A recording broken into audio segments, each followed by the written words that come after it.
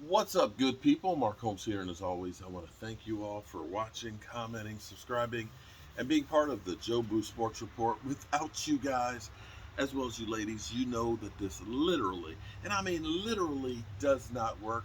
I appreciate each and every one of you guys that came in, part of our live stream. Shout out to everybody who's been in our Zoom call. I think that this has been a success. I think it's been a success. I've enjoyed having. The panel in here. We're having conversations and stuff for the draft. Everybody watching the live stream, it's definitely different than what anybody else is doing. Um, and it's a great way to console each other, because more than anything else, I almost feel like so many of you guys are family. Um, Joanne Gonzalez or Angelica Barone? I'm sorry. So much stuff, and I'm a little tired. One of you had a seizure yesterday, and my thoughts and prayers go out to you, and I hope everything is okay. Um, on a daily basis, you get reminded of the fragility of life. My man D2 Stu, he got out of the hospital today, and thank goodness he's out. Hopefully, everything is going to be all right, and he won't need to go back anytime soon.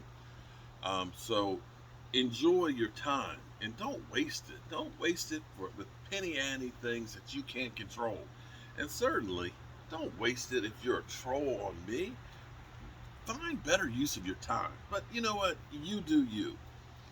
So the Cowboys, after all of the talk and conversation about the Cowboys being desperate to move up in the draft to try and get this guy and that guy, they say, Pat, we ended up taking the heir apparent for Tyron Smith, who will probably start out being a guard.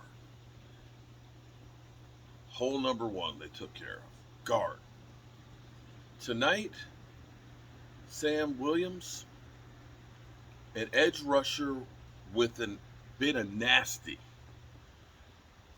You look at his 12 and a half sacks and 17 pressures, first round talented guy who you look at and say, wow, some of the most violent hits you've ever seen have come from that guy. It seems like the Cowboys are trying to go back old school with hard hitting guys that won't take no crap attitude because that brother can move. He's fast, he's quick, he's strong, and he hits. He's like a heat seeking missile, and he's relentless. And that goes back to what Dan Quinn said after they won the Super Bowl, that he likes players that are fast and physical. I have gone and used that clip so many different times, but it's true. Fast and physical. That's what Dan Quinn likes. That's what Dan Quinn looks for, and that's what Dan Quinn went out and got. And you have to look at the influences of this pick and say, yeah, that's a Dan Quinn pick.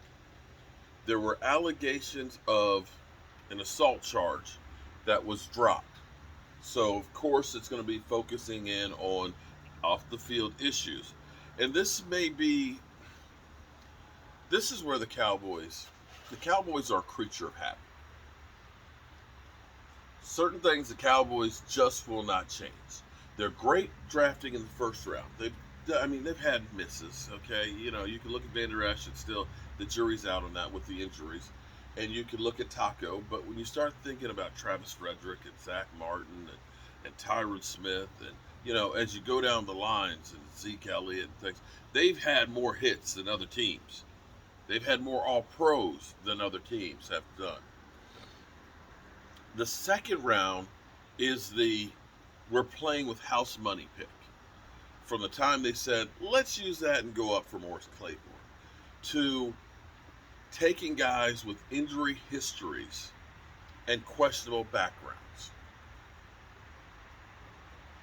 You looked at Micah Parsons. Micah Parsons, of course, having had the injury history, took a chance on it.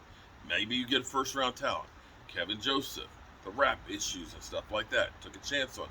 Maybe he ends up working out. Maybe he ends up in jail. Who knows? You think about Tristan Hill, problems getting along with the coaching staff and stuff. Took a chance on him. This is the last year for him to find out if he's going to be the guy. And of course, this year, Sam Williams, with his assault charges that were dropped. But from a talent standpoint, he looked pretty good. Then we've got Tolbert. Tolbert, wide receiver, 6'1", about 220 pounds, plays mostly in the slot. You got your wide receiver. That can definitely be part of the wide receiver room.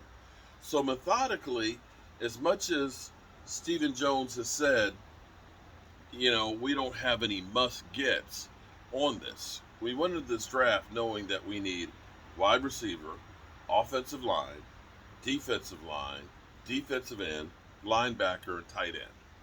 And so far, we've stayed pat with our draft, and we've gone through, and we've got people that, of course, people say, oh, this is a bust. Oh, this guy's no good. The Cowboys don't take risks. But looking at others' draft boards, here's the thing. The Cowboys have drafted better than anybody else. Well, than majority of everybody else. So if they've been doing it right, and the people that we're listening to have been doing it wrong, why would we now listen to them? You got to at least give them the benefit of the doubt. The problem with the Cowboys isn't that they can't find talent in drafting. The problem is they don't get value when they let go of their players. When they get rid of Amari Cooper, we settle for a 5th-round pick and a swap of 6s, whereas an A.J. Brown brings home a number 1 draft pick for the Titans. When we look and say there's guys in the free agent market that could be, just enough to get you over the hump, we don't buy into those guys. We won't take that. We won't take those risks. Those are the problems that the Cowboys have. The draft is the one thing that they have actually had down pat. So tomorrow, lots of picks. 4th round, 4 5th-round picks, 6th-round picks. We got 6 picks. Typically, you're not looking for, you don't find a lot of guys late in the draft that end up sticking. And for the Cowboys, 5th-round picks, about the best one we've had in the last 10 years has been Joseph Randle. The jury's out on Semi, but most of the 5th-round picks don't make the roster for the Cowboys. So we'll see what we do. Maybe we end up taking some of these guys and package them up to move back up into the 4th round and doing some things. But I think this is where the Cowboys will look and say, here's an opportunity to really try and do some different things. We'll see what happens. In the end, you don't know how these guys are going to do until a couple years from now. We'll see. The Eagles, they've already punched their card for winning the NFC East. They're trolling the heck out of me already. And I'm going to say, don't count your chickens before they hatch. Jacoby Dean probably may not play this year. Apparently, that labrum injury is pretty severe. And we'll see how that works out for the Eagles. And they took a center when they already had 2 centers in the 2nd round. We'll see how it works for them. But don't count those chickens before they hatch. And again, make sure, because life is so precious, make sure that tonight you tell somebody you love them. Because you might not get the chance to again. I appreciate y'all, and I love you. Peace.